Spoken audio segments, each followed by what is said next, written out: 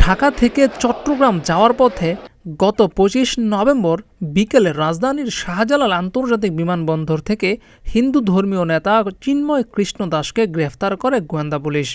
ঘটনার খবর পাওয়া মাত্রই তার মুক্তির দাবিতে দেশের বিভিন্ন স্থানে সড়ক অবরোধ করে বিক্ষোভ করে সনাতন ধর্মের অনুসারীরা। তাদের মাঝে নানান রকমের প্রতিক্রিয়া দেখা যায়। মঙ্গলবার ২৬ নভেম্বর দুপুরে চট্টগ্রাম মেট্রোপলিটন ৬-এর কাজী শরীফুল ইসলামের আদালতে তোলা হলে রাষ্ট্রদ্রোহের মামলায় জামিন নামঞ্জুর করে তাকে কারাগারে পাঠানোর নির্দেশ দেন বিচারক।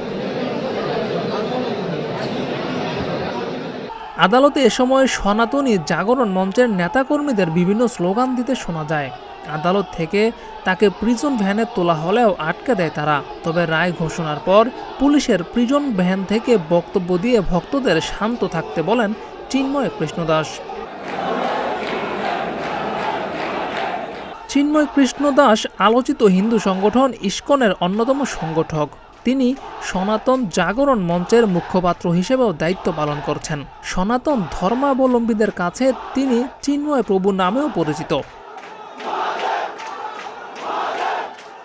এর আগে জাতীয় পতাকা অবমাননার অভিযোগে রাষ্ট্রদ্রোহের মামলায় গত ৩০ অক্টোবর সনাতন ধর্মবিশ্বাসী সংগঠন আন্তর্জাতিক শ্রীকৃষ্ণ ভাবনামৃত সংঘের আলোচিত সংগঠক চিন্ময় কৃষ্ণ দাস ব্রহ্মচারী সহ ১৯ জনের বিরুদ্ধে মামলা দায়ের করা হয়। এই ঘটনায় দুজনকে গ্রেফতার করেছিল আইনশৃঙ্খলা বাহিনী।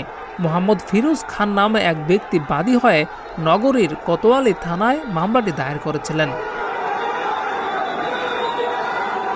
জিয়াউর রহমান, প্রতিদিনের বাংলাদেশ।